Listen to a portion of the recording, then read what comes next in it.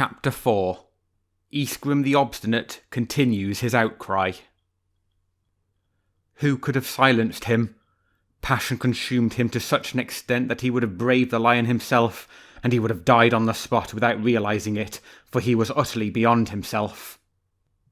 Many of the animals who had already left the gathering stopped at the sound of his voice and step by step came back. For the wolf's metamorphosis gave unsuspected accents to his voice and revived within them the strange curiosity which had attracted them, even against their will, and kept them there.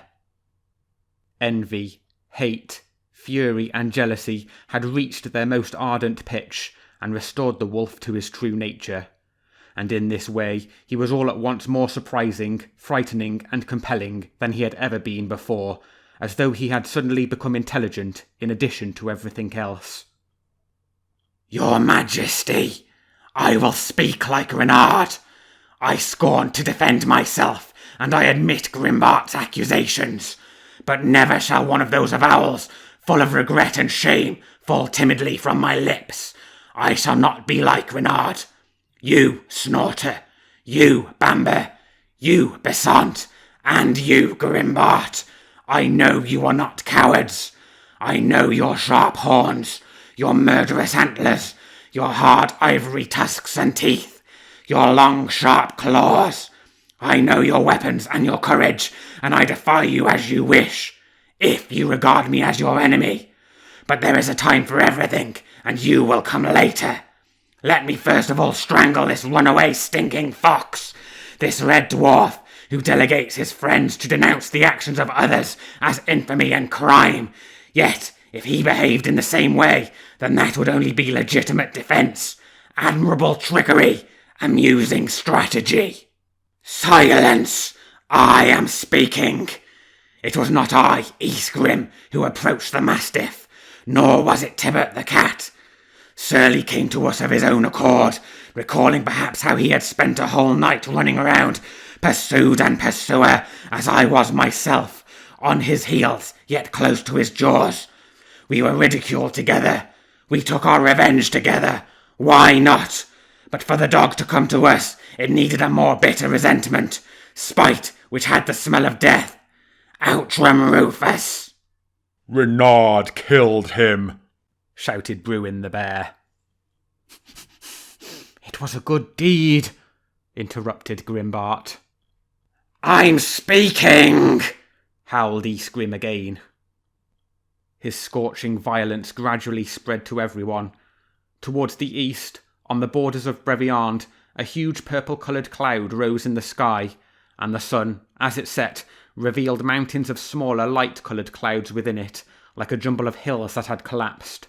Noble, his attitude remaining hieratic, sniffed the storm cloud, and beneath his immobility, shudders ran across his skin like an unending succession of waves. However, Isegrim went on.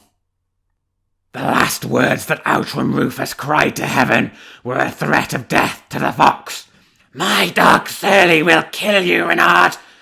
Vows of this sort are never wasted, even coming from such a man. Is it for you, then, to carry them out? Said Besant. No, not for me. But when I am dealing with an enemy, anything that leads him to his death can serve me. If my teeth are grasping your nostrils, Snorter, I can laugh at your horns. If I jump onto your back, Besant, and sink my teeth into your neck, what use are your tusks? Every weapon that cuts deep is good. That which kills is better. So much for you, who are vassals no less than I am. As for you, Lord Noble, our king, I know your desire to be just. In order to remind myself of this more closely, I have only to touch this scar running across my cheek, where the skin was recently torn open. By this cruel gash, by the blood you caused to run from it, I swear that I have told the truth, that Reynard the fox has disgraced me, and that I am entitled to fair combat. Then you shall have it, said Noble the lion. Your Majesty, said Grimbart. Your Majesty, said Bruin. And on every side voices arose, loud, indignant, or savage. They echoed and clashed in the motionless, heavy air. More and more clearly it could be seen that 2 camps were being established, and in each one of them a fever was boiling up more quickly than the storm cloud. "Dog!" said Bamber. "Dog who barks too loudly to bite," said Snorter. "Repeat that, Snorter, by God!" "Come 1 step closer, if you dare." "Did not Farrant say the same thing to you before marking you with her shoe?" "I must bite him, but how can I bite an absentee, a shadow?" "I will go and look for him. I, Bruin the Bear, alive or dead, he must come." "You are all cowards!" "Traitors!" "And he must fight." "Battle! Battle!" From the height of the rocky terrace, Noble looked on, his head still resting on his paws. These 2 formidable paws, lying still on the stone, stretched imperceptibly, pressing down with all the weight of their muscles, and his head and neck, supported by this twin pedestal, lifted and became bigger, while his eyes opened and his golden eyeballs gleamed until the splendid head, flung slightly backwards, with its mane hanging down to the shoulders, assumed the very attitude of royal majesty. Only then did the king yawn. He yawned with his mouth, his eyelids, his forehead, his cheeks, and his ears. He yawned interminably, indolently, voluptuously, and terribly. He condescended to reveal the curving daggers of his teeth and the bottomless chasm of his throat. He let them be seen and showed them to his subjects. The crimson sun, before it disappeared, flooded the royal terrace with the light. The sunlight seemed to stream into the huge mouth and reddened it completely with the dew of fire and blood. Everyone who dared to look could see. It all lasted as long as was necessary. Finally the mouth closed again, and within the deep cave which was now concealed, the 2 rows of teeth closed together with a click. There was no longer any murmur of life in Breviand, not a leaf stirred on the branches. In the heavy silence could be heard the far-off rumble of the storm, which was moving round in the distance. "Bruin," said Noble.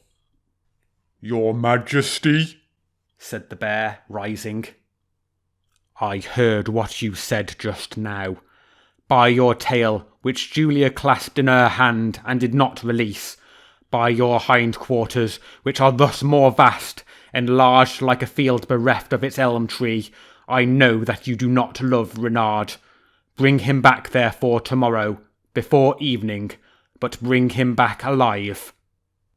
Noble let his glance run over him, flicked his tail gracefully against his side, and repeated, very quietly, "Alive, friend Bruin, alive. Don't forget."